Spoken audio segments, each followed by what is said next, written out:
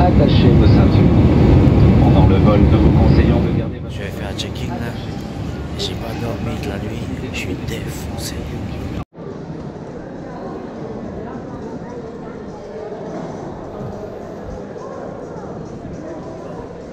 Quand je vous ai parlé du choc culturel, voilà, j'y suis. C'était le premier pays ex-soviétique que j'ai visité. J'en rêvais de visiter un de ces pays. C'était comme dans le monde de Nemo pour moi. En sortant de l'aéroport, je ne savais pas trop comment je vais faire pour me rendre dans le centre-ville. Les gens ont l'air joyeux dans ce pays. Pour ce road trip, je ne reste qu'un week-end dans chaque pays. Comme d'hab, hein, je galère pour rejoindre la station de train. Voilà, j'attends mon train tranquillement. Enfin, il arrive dans 20 minutes quand même.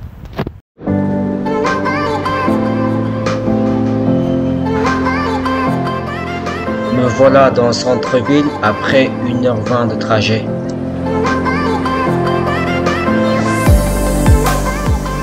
Je ne savais pas encore, mais la Lituanie, ça sera le pays que je préfère le plus. Je pense que c'était parce que le premier pays ex-soviétique que j'ai visité.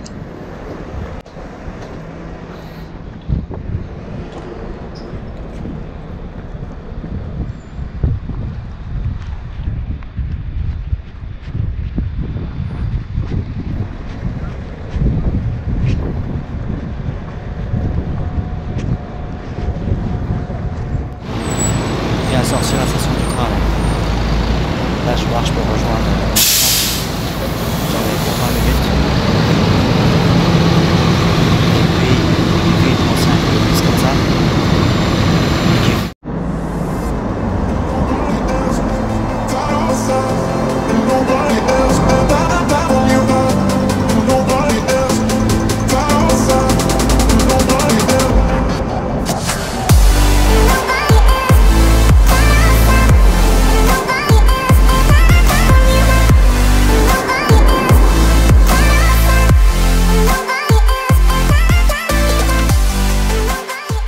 Pour ce road trip Lituanie et Suède, mon pote voyage avec moi, donc on part à deux pour découvrir ces deux merveilleux pays.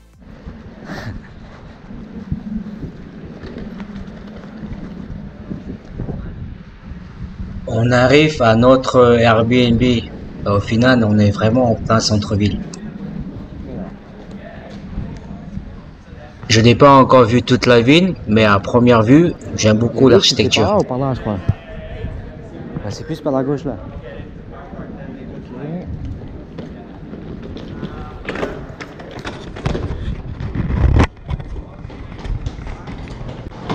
Bah, en fait, on galère pour notre appartement. D'habitude, quand je marche, je trouve tout seul, mais là, comme je suis avec un novice du voyage aventurier, là, on galère. Attention, attention, ça va? Tu t'es pas vrai mal?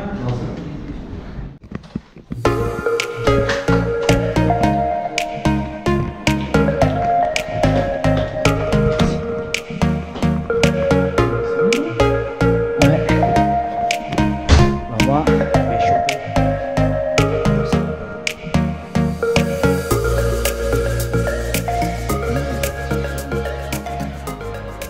J'aurais dû ramener mon chien.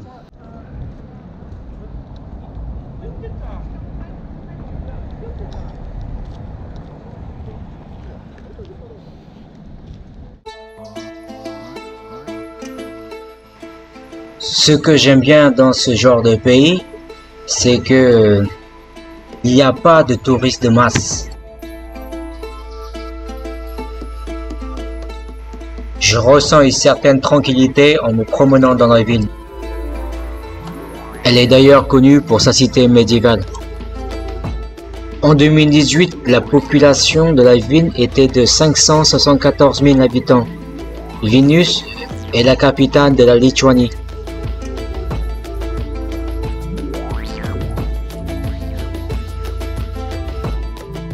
Pourtant, je ne sens pas qu'il y a la pression comme dans les grands autres capitales du monde, notamment à Paris par exemple. Les gens vivaient tranquillement. Que vous soyez touriste ou local, ce que j'ai remarqué, c'est que il n'y a pas de pression.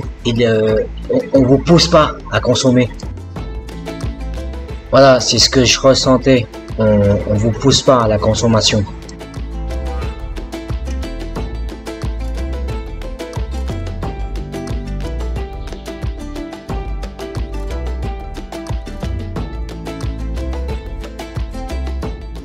Le temps me semble tourner au ralenti dans cette ville. J'ai l'impression qu'il y a un léger décalage entre la jeunesse et les anciens de la ville, ceux qui ont connu l'époque soviétique. Hey? I'm from Paris. You say more, yeah? Correspondent. Thank you. You want to see Il n'y a pas de métro dans cette ville, seulement des trams et des bus. La colline là. T'inquiète, on a 4 jours. C'est vrai, c'est vrai. Après, là, en fait, le seul truc tu vois, que je me dis, c'est que si on monte maintenant, il est 8h. Je sais pas à quelle heure il bouffe. T'as faim là? Ça va. On descend en ville, on se pose. voilà, Là, ce soir, on se pose un peu tranquille, et demain, c'est visite.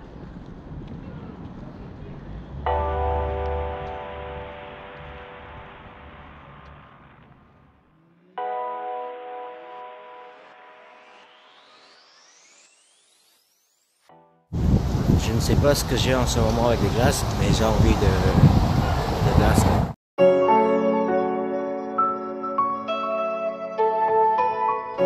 On dirait que le centre historique de la ville a été épargné par les 2 guerres mondiales. Elle est d'ailleurs classée par l'UNESCO.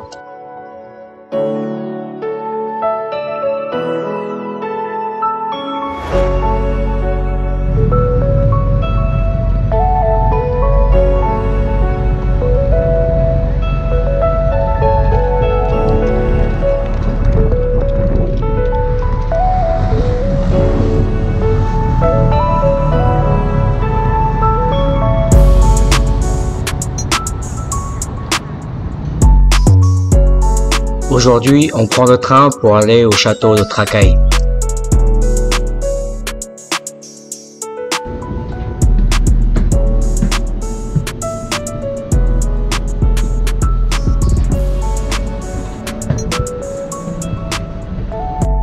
Je disais que les gens sont sympas.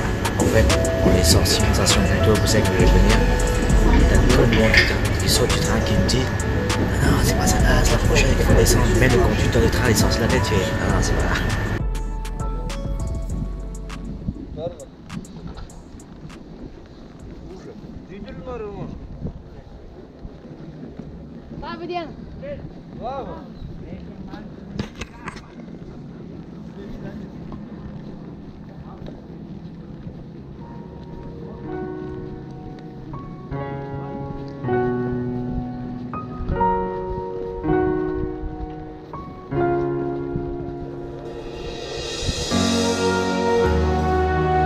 Ces tteokbokki sont vraiment très bons. J'ai su longtemps après que c'est un plat traditionnel russe.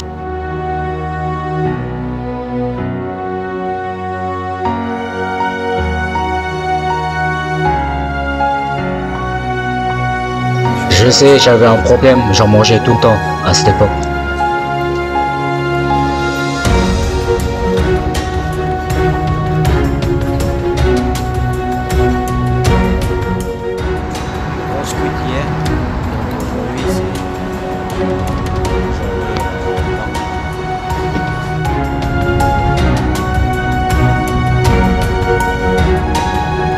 Personnellement, j'aime bien ces blocs de bâtiments. Ce quartier il est un peu excentré de la ville. Il faut prendre un tram pour s'y rendre. C'était notre dernier jour. On prendra l'avion pour Stockholm demain.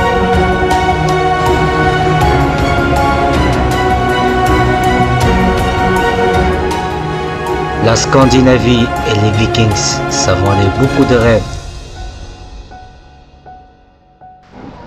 Au On me disait souvent qu'il y a beaucoup de beaux paysages et la mentalité est différente là-bas. Alors là, c'est un gros contraste entre une ville tranquille et une mégalopole de plus d'1 million d'habitants. Il y a un mélange entre la modernité et la vieille ville de Stockholm. On voit tout de suite la différence avec Vilnius, là où les gens prennent le temps de vivre, alors qu'à Stockholm, tout va vite. Et je suis arrivé le 25 du mois. Apparemment, c'est le jour où la plupart des gens touchent leur paye.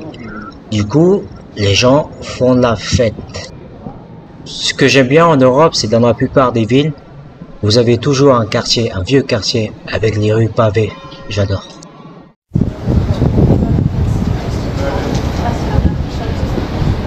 Il y a des rues pavées comme ça, je kiffe. En fait, l'ensemble, il y a des travaux à construire. Bon voilà, c'est fini la belle vie. On s'assoit par terre et on mange un sandwich. Ce sont des amis de mon pote, super gentils.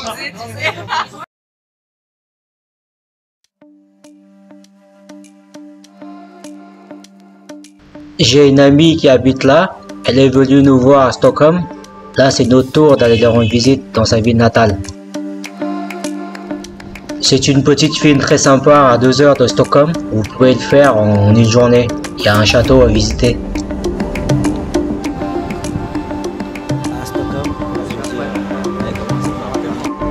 On tente l'expérience avec le taxi-bus pour aller de l'autre côté de la rivière.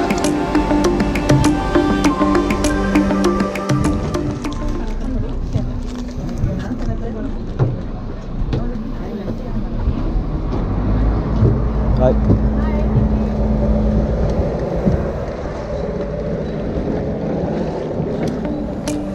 Ouais.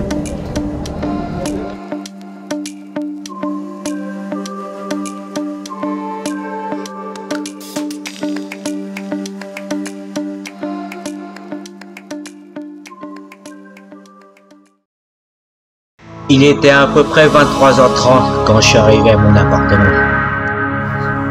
Cette rue, elle me fait peur quand même. Je suis tout seul.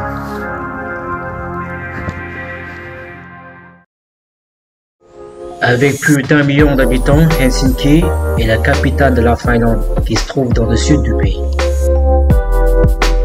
Vous avez ici une magnifique place de la cathédrale de Helsinki, mais dommage que je n'ai pas pu y entrer pour voir. Alors Helsinki se trouve au bord de la mer, et honnêtement, c'est pas la mer que je vais me baigner. Il faut savoir que le coût de la vie est assez cher dans les pays nordiques. En face, c'est la place du marché, c'est l'endroit qu'il faut visiter. Ça va vous étonner un peu, mais dans la plupart des pays d'Europe, j'ai toujours 1 ou 2 amis.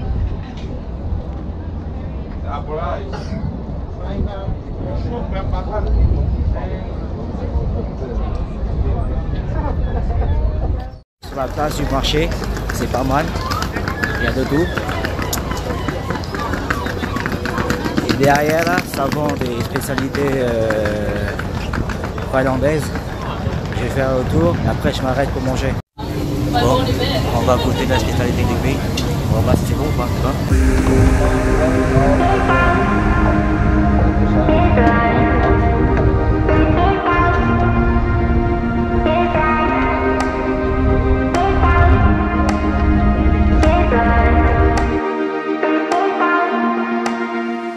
Je suis sur une île à 20 minutes de bateau de Helsinki, ne me demandez pas le nom, je serai incapable de le prononcer.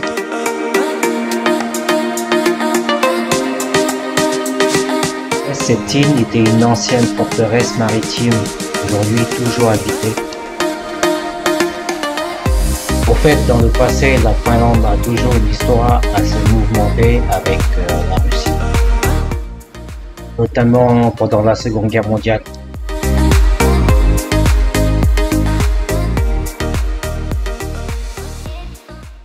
En fait, c'est une inhabitable. Il y a des gens qui courent, des gens qui font du vélo. Il y a un supermarché, il y a des gens qui prennent avec un chien. Et il y a un galérien comme moi en fait. Aujourd'hui, je vais à Provo, 1 heure de bus de Helsinki, puis aller en train, plus taxi. Plus il est moins cher, ça coûte 10 euros. C'est une petite ville très sympa. Arrivé, mais il faut que je trouve l'endroit où il y a plein de trucs. Il faut aller dans le vieux village, c'est vraiment très beau. Au fait, j'ai l'impression qu'en Finlande, la vie est plus paisible par rapport à la Suède. Et c'est aussi plus cher. C'est pareil pour le tourisme.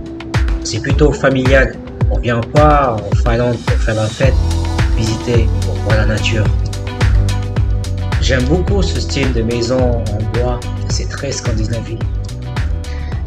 Et honnêtement, je me sens très en sécurité au pays du Père Noël. C'est reparti! Danemark, Danemark! Mon vol a pris du retard, du coup j'arrive super tard au Danemark. C'est là où je crache les vannes. Finlande, c'est pas mal.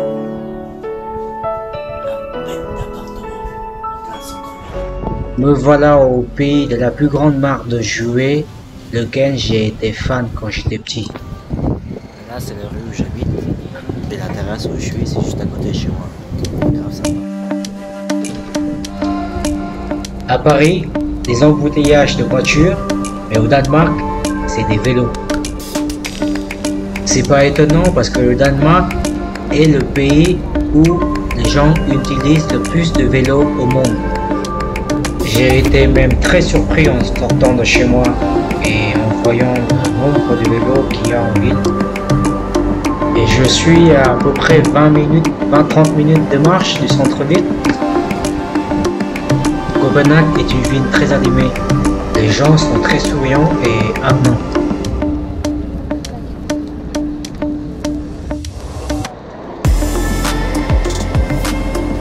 Malgré la différence culturelle, il y a une chose commune dans ces trois pays, c'est le respect concernant l'environnement.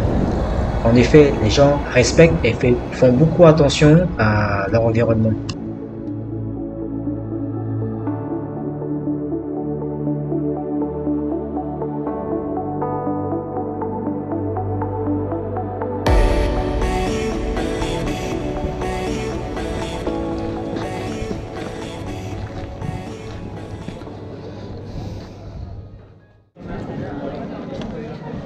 Christiania, cet endroit est considéré comme la petite Amsterdam du Danemark. L'ambiance ici est très sereine, les gens sont cool.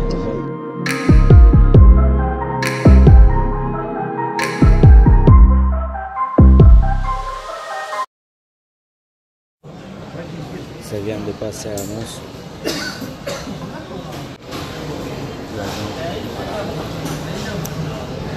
C'est la merde.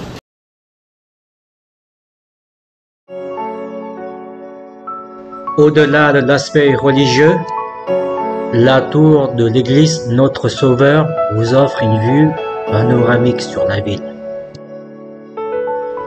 La ville est située au détroit qui sépare le pays avec la Suède. À la base, c'est un village de pêcheurs, d'où vous avez l'ancien port qui se trouve en plein centre-ville.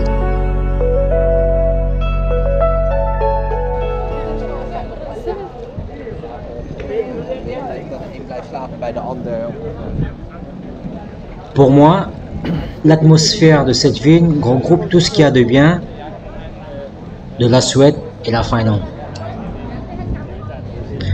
C'est à la fois une ville très active, vivante, mais aussi une ville très relaxante.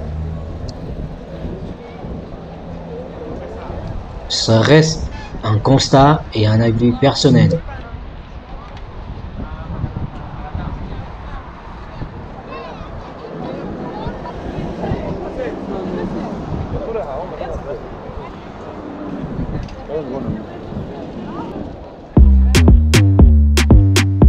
Comme en Finlande, l'ambassade de France est vraiment très bien située, en plein centre.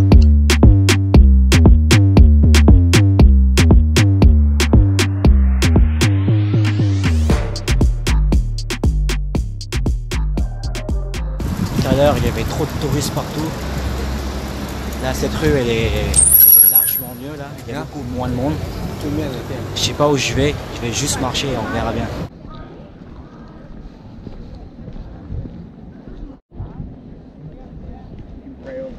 Cette place de la famille royale est vraiment magnifique. Au fait, je partais en direction de la statue Mermaid et j'ai du mal à la trouver.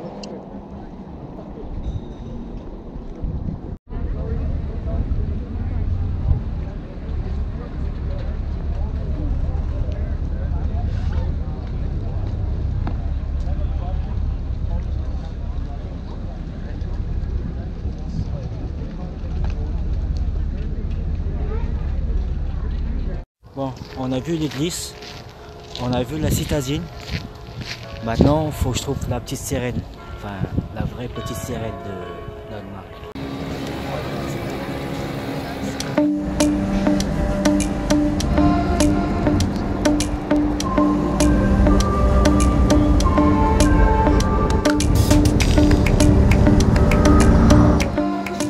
Chaque pays, sa place.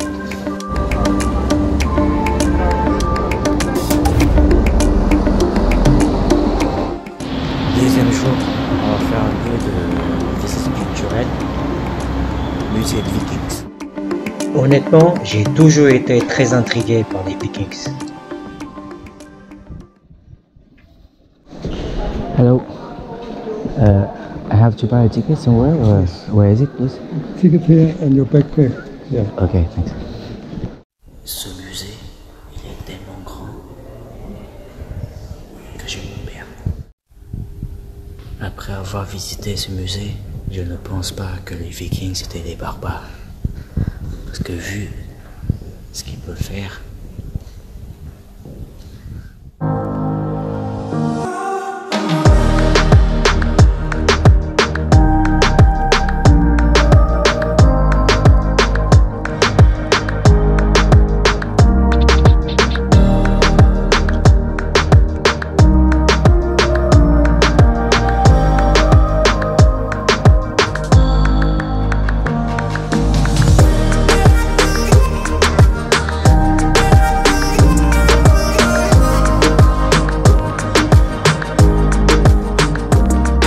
c'est parti pour la vieille cité de Vikings. C'est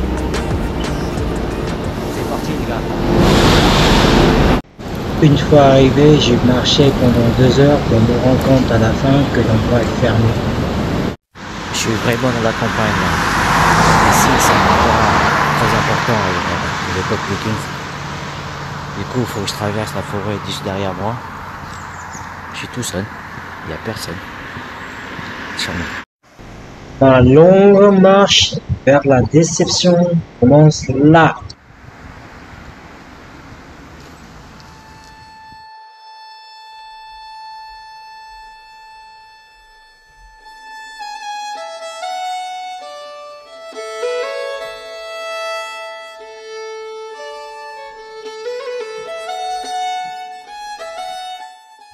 Elles sont pas du tout mauvaises, hein.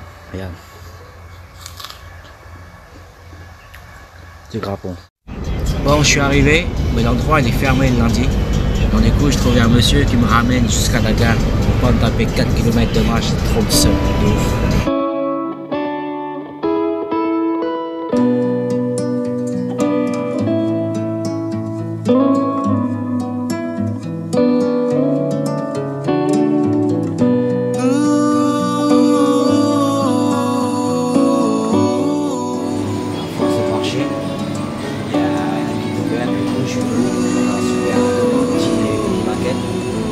Bon les mecs, c'est fini, je rentre à la maison.